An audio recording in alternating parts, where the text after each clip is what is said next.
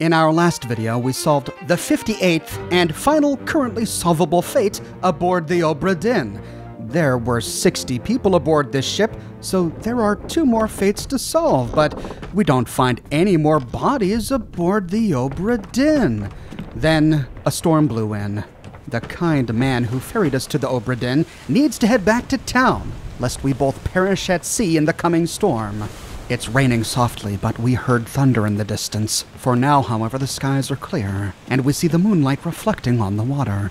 But then, off in the distance, there it is again, that glimmering light we saw at the very beginning of our investigation. It looks like the same glimmering we saw on those shells. The one inside the chest, and the ones worn as hair ornaments by the mermaids. But we only saw those in our visions. This one is in real life.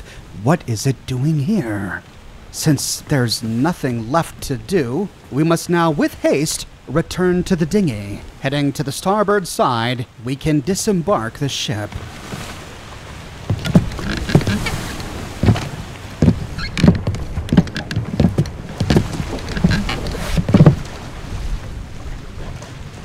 All done? We should go. Storm's nearly about, so we won't be coming back. If you've still business here, climb up and finish it. Else I'll make to port. This is our last chance. If there are any fates that we are not sure of, we have to go back and solve them now. But if we're truly done... Finally! Sit down so you don't fall out.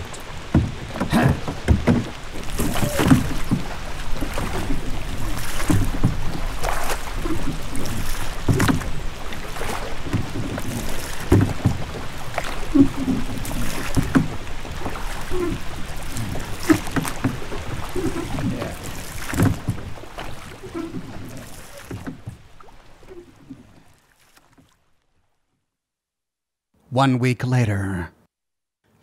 later, we complete our report for the East India Company, and we can read it. The Honorable East India Company Insurance Assessment for the good ship Obra Dinn, victim of calamitous events at sea, prepared by the Company Office of Investigation. We can now flip through each and every fate that we solved during our investigation and discover the ramifications of our choices. If we failed to complete the book, we find numerous entries, fate unknown, no claim made.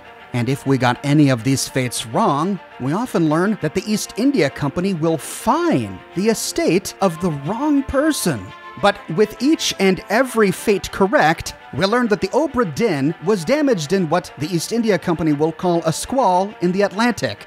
No mention of mysterious creatures, but then we learn that it sunk in a storm off the coast of Falmouth. That's the very storm we just escaped from. When the investigator leaves, the Obra Dinn sinks, and the insurance payout is £20,000. The Obra Dinn was carrying cargo for both the Crown and the company. All cargo was lost. The insurance payout for the company's cargo is £5,000, and for the Crown, $3,000. But we don't need to feel too bad for the Crown or company. They take it out on the crew. The estate of any crew member or passenger whom the inspector finds guilty of murder, mutiny, or desertion gets fined by the company. And in some cases, their entire estate is forfeited. This is true for the captain, guilty of murdering 4 crewmates and of suicide. His entire estate was consumed by the Crown, and then they nickel and dimed the rest of the crew. William Hoskett, estate fined £25 for attempted mutiny, and the guy who is really responsible for all of the ship's tragedies, Edward Nichols, is guilty of murdering 2 crewmates, attempted mutiny, and theft of cargo. He gets hit hard, estate fined £100. Most of these make a lot of sense, and to their credit, the company and Crown are generous to those whom they believe are innocent.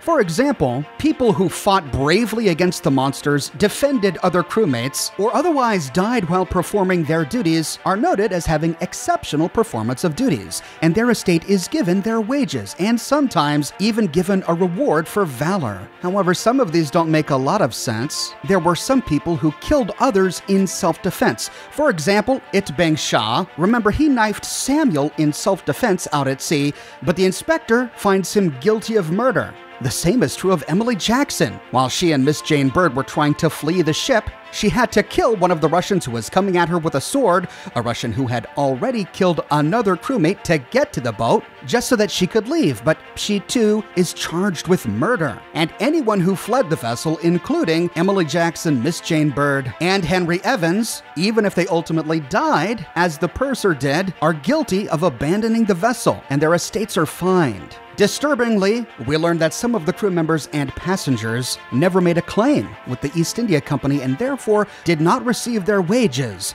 Abigail Whittrell, the captain's wife, of course her husband's estate was forfeited to the crown, so her family gets nothing. But strangely, Nunzio Pasqua, who did nothing wrong and was murdered, also got nothing. And Huck Seng Lao, who was unjustly executed, also gets nothing. The unjust execution is not even acknowledged here. However, some of the non-English who fought bravely were rewarded. Omid Gul, for example, is noted as having performed his duties exceptionally. The same is true for Huang Li, Ji Zhang, and Wei Li. Ji Zhang in particular was noted as having extraordinary valor. Remember, he's the one who died in melee combat against one of the wraith-riding crab monsters. When every fate is solved correctly, we read that a preliminary draft of this assessment has been approved by the Royal Trade Guarantor. Total amount claimed, £29,260. On behalf of the Honorable East India Company, I certify all statements as accurate and declare this matter closed in its entirety. We then sign it. There we go, that's our name. Still, can't rightly read it. The pocket watch remains in your possession.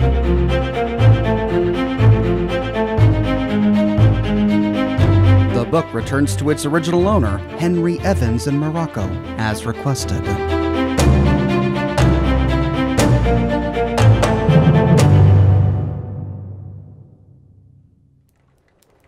One year later.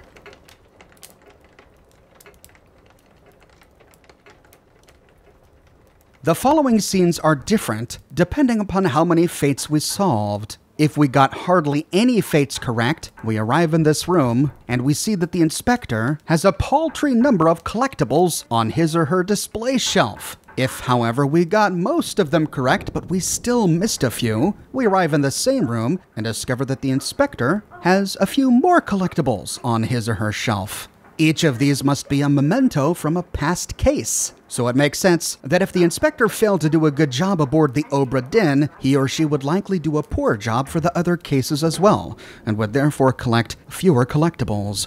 Regardless, if we get either of those two endings, we learn the following.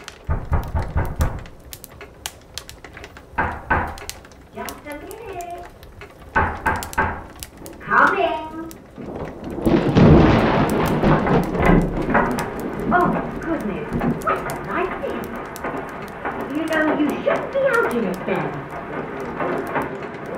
Right, well, get yourself home then. And tell Martha I said hello.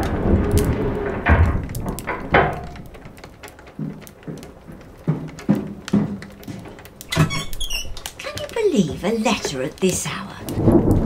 Must be important. I'll be turning in now. Tea's all gone, so you might think about going to bed as well. She hands us an envelope, and we see that it's from Morocco. We can then tear it open.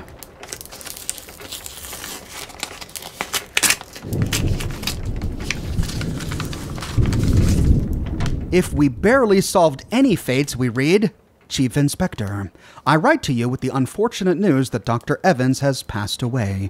He succumbed to his illness shortly after receiving your package.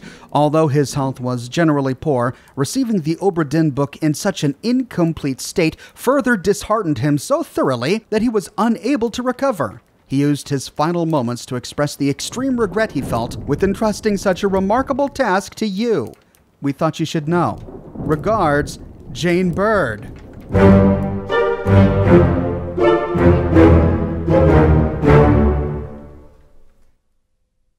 And that's the end. Oh, way to rub the salt in there, guys. But if we did okay, we didn't get all of the fates, but, we did respectable. We instead read the following. Chief Inspector, I write to you with the unfortunate news that Dr. Evans has passed away. He succumbed to his illness shortly after receiving your package. Although the book was not fully solved, he asked me to express his appreciation at your attempt. He understood the difficulty of the task and that his final wish to see the completed book would not come easily. Of the 4 of us that survived the Obra Dinn's terrible ordeal, only 3 remain now. We are content with our situation here in Morocco and request no further correspondence. Regards, Jane Bird.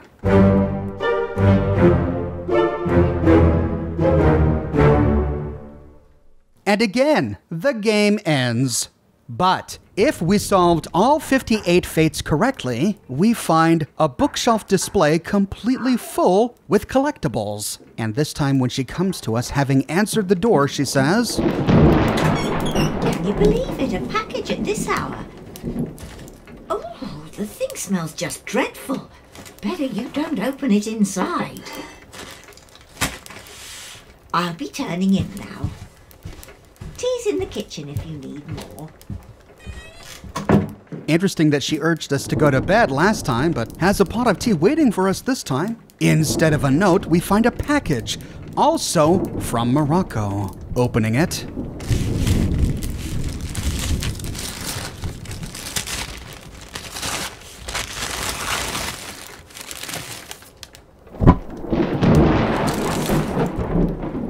Chief Inspector, I write to you with the unfortunate news that Dr. Evans has passed away. He succumbed to his illness shortly after receiving your package. He was very pleased with your correspondence and asked that his gratitude be expressed by returning the book to you, along with the means to complete it.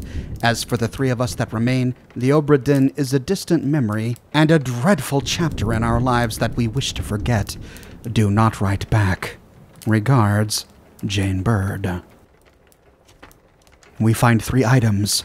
The note we just read, the book, The Return of the Obra Dinn, and a small, tightly bound roll that reeks. Opening it up.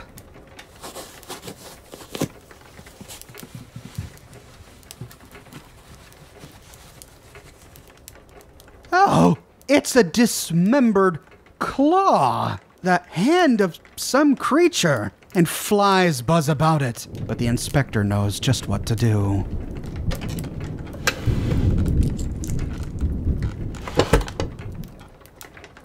Reaching into the desk drawer, she pulls out the memento mortem. First, let's take a look at the book. This tale belongs to you now. Please finish it, Henry Evans. Well, the only chapter left to finish is the bargain chapter. So, with the memento mortem in hand, we can activate the memory. There you are. Collect your things. Where's the key? To that door. Gone. Damn. There's no time. We need to go. Right. Here you go. What are you up to? Nothing good. Oh, Henry Evans shot his monkey. We remember that he had a pet monkey that was crawling all over his shoulders during the flashbacks where we saw him aboard the Obra Dinn. He tried to open the door, but the key was gone. He couldn't get in. So this was his only option, to throw his pet monkey into the lazarette and kill it in order to create a new memory that could be explored later by the memento mortem. But we see that the monkey is not alone. Lying dead in the lazarette with spikes sticking out of his chest is third mate Martin. What is he doing here? Nearby we see 3 tanks, one of which is opened, and another one which has a big stick sticking out of it. Peering into the one that's open, we see water, but nothing else. Then turning around, we find, oh no, it's the corpse of Philip Dahl, the captain's steward, the man who went insane, murdered a seaman, and was placed in the lazarette. Looks like he died here, and wait, Is that his hand? Is it singed?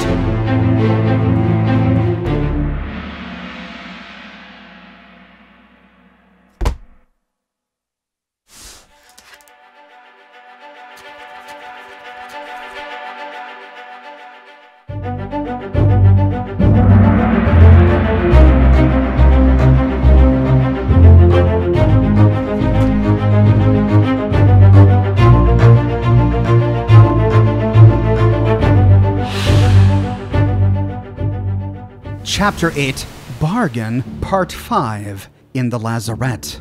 A friendly but not entirely pleasant monkey companion was sacrificed in the pursuit of knowledge. In his core, Henry Evans was a historian. Horrible things here happened aboard the Obra Dinn, and he wanted to know why. Only he possessed the book. Only he possessed the memento mortem. But his health was failing. He knew he would die before being able to piece together what happened here. He needed someone else. He tried to get into the lazarette, but the key was gone, and so he had only one option left: to leave another corpse, but keep some physical remains, so that at some future point, someone would be able to follow the corpse trail. By inspecting the portrait, we learn that the man he was talking with was Paul Moss, the first mate steward. So this event happened just before Evans, Bird, Jackson, and Moss tried to flee the Obra Dinn in the dinghy. Moss was of course killed by Volkov during the escape. Thanks to Evans' quick thinking, the memory places us on the other side of the locked lazarette door, and from here we can explore the other corpses. Near to the body of Philip Dahl, we see the Formosan chest. The top is open, but we don't see fire. Instead, we see, what is that, some sort of swirling liquid? The drawer is closed. Is the shell still in there? We don't see it near Philip Dahl. When ready, we can activate the memento mortem.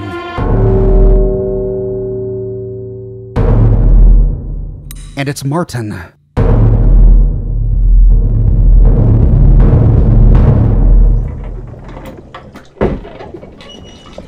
A third shell! Captain didn't toss them all! Leave it! Help me lift it!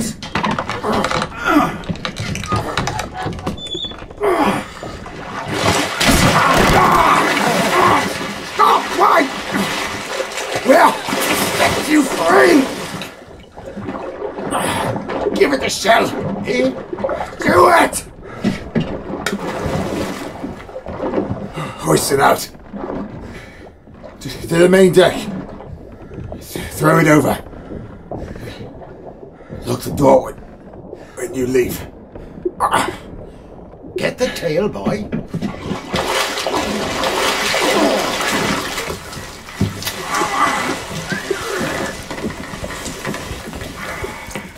In return, the ship. The Obra Dinn. See it home.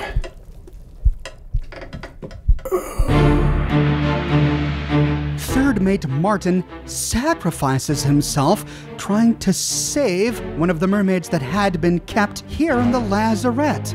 We see the mermaid holding the glimmering shell that was inside the chest. We see Davy James and Paul Moss hauling the mermaid out.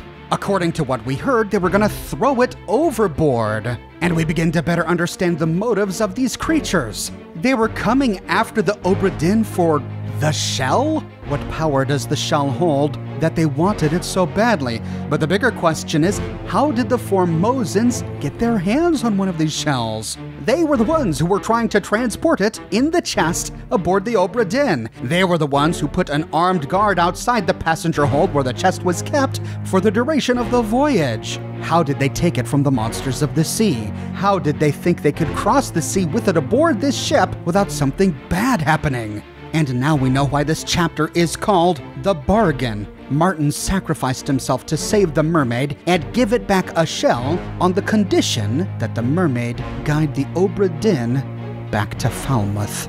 That's why we saw the sparkling light out to sea while aboard the Obra Dinn. It was the mermaid swimming home after fulfilling her side of the bargain.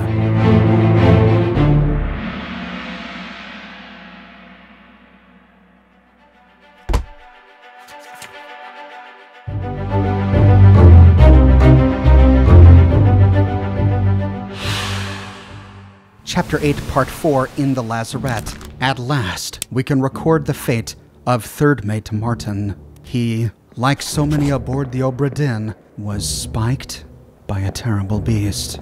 Taking a look at the sketch, sure enough, we only see 3 people here. Davy James, the 4th mate Stewart. He's alive in Africa. Remember, we saw him on the dinghy with Emily Jackson and Miss Jane Bird. And Paul Moss, who was killed while attempting to escape. Whoa! There's a body of one of the mermaids in one of these holes.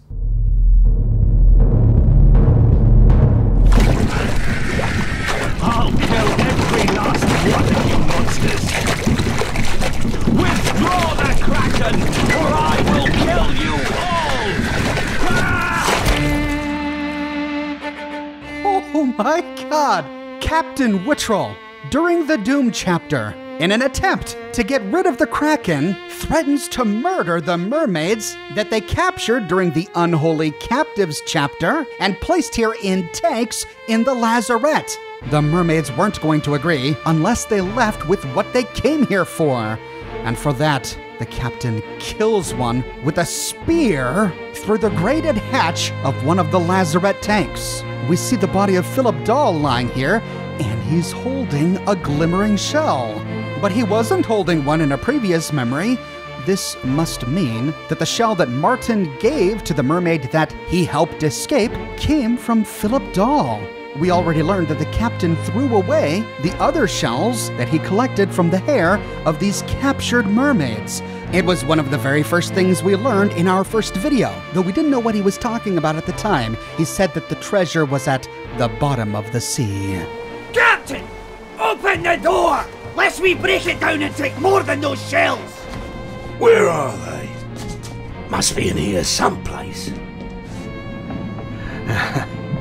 They're at the bottom of the sea. That's a lie. This was the only one left, and we see that Martin isn't here, so this event happened before the last one.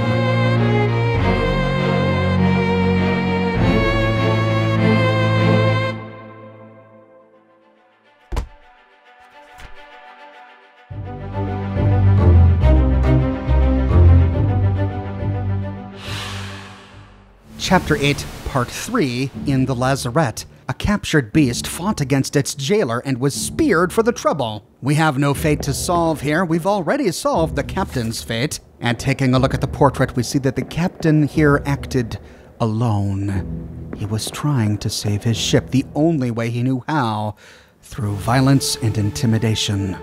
Back in the memory, there's another dead mermaid.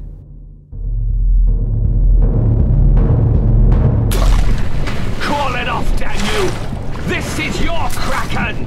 You brought it here! Send it back! Captain Wittrell shoots the other mermaid with a blunderbuss through the hatch as the mermaid claws at him. He put 2 and 2 together. The Kraken and the giant crab-riding wraiths appeared only after they captured the mermaids that Edward Nichols brought back from sea. The mermaids that attacked them out at sea because they were carrying that shell. He took their shells and tossed them into the sea, but when that didn't work, he came down here to threaten them and murder them until the Kraken left. The squid's gone. The beast is dead. How? How did you kill it? We didn't. It left with the storm. Captain came up from the hold. Said he chased it off. You should rest. A curse like that does not live for nothing. We get the impression that this worked. After all, one mermaid was left alive. The captain likely left it alive after the Kraken left. Only then, with the Kraken gone, did Martin free the final mermaid to ensure that the Obra Dinn made it safely back to England. He knew that it wouldn't make it home any other way, not with so many of the crew dead or missing. The captain's violence got rid of the Kraken, but it was Martin who saved the ship.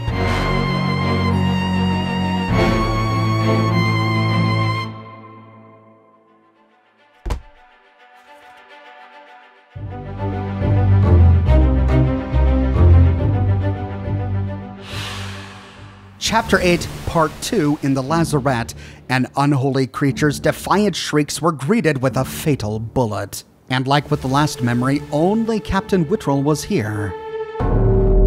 It is, of course, Philip Dahl, still holding the glimmering shell.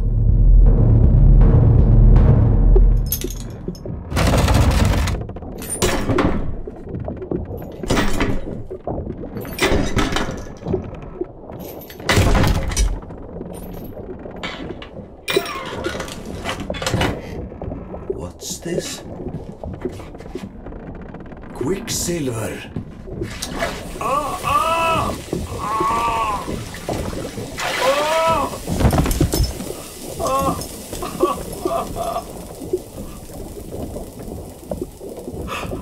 Herre min Gud! And at last, we finally learned the substance that was being held in this chest. Quicksilver. The chest was a weapon. The Formosans knew exactly what it was they were carrying and who would be coming for it. And so with the shell, they brought the only effective weapon against the creatures, Quicksilver. And we saw exactly how that weapon worked when in the presence of the monsters. It shot through the sky, went straight towards their hearts, and incapacitated them. It was only because of the Quicksilver that they were able to retrieve these mermaids unconscious and hold them as captives. But it reacts very differently against humans. It burns them to death, dissolving the flesh. That's why both Bang and Philip Dahl's arms here were skeletonized. We see the 3 tanks, which must at this point still be filled with the mermaids. For as we recall, after Philip Dahl went mad, the captain told them to throw him in the lazarette with those things. Tie him up and put him in the lazarette with those things. So they're in here right now.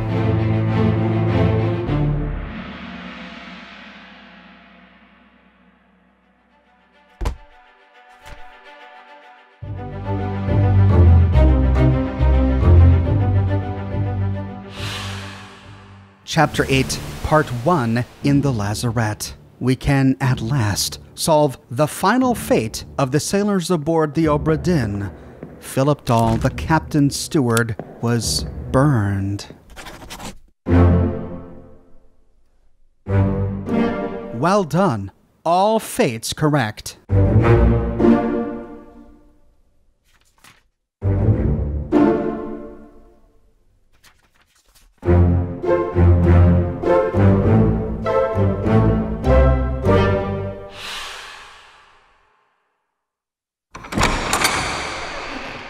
With that, a door opens up behind us, and we can leave the memory.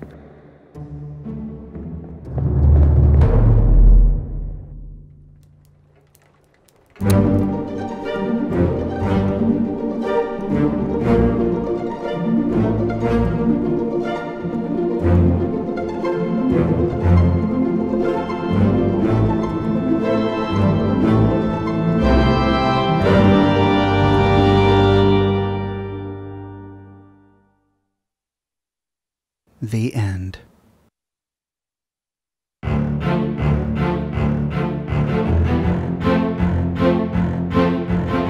And that is the full story of the return of the Obra Dinn. I had such a good time doing this series, and I hope you enjoyed it as well. When I first played this game, I was blown away by its ingenuity. I've never played a game like this, with such diligence put into recreating the look and feel of these old computer games, with such a distinct style that sets it apart from any other game I've ever played, and with such beautiful music. The detective aspect of the game is brilliant, but I'd play the game just to listen to the music alone. Return of the Obra Dinn is truly a masterpiece, and I hope that, at least in some small way, more people can be exposed to this game through this series. Thanks each and every one of you for watching. Thank you, Lucas Pope, for making such a gem.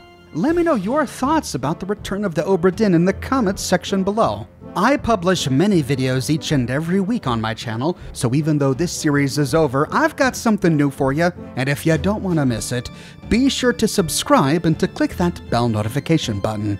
If you have and you still feel like you're missing out on YouTube notifications, consider following me on Twitter at Oxhorn. I update Twitter manually with every new piece of content that I publish. I've got a brand new shirt in the shop.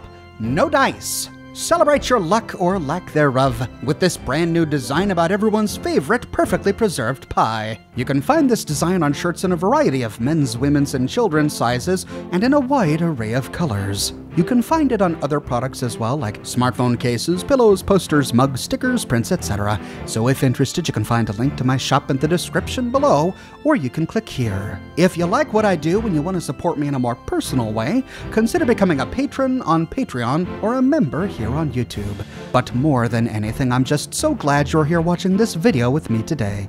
Thank you so much for watching, and I'll see you soon with more brand new videos. And now, let's enjoy the music as the credits roll.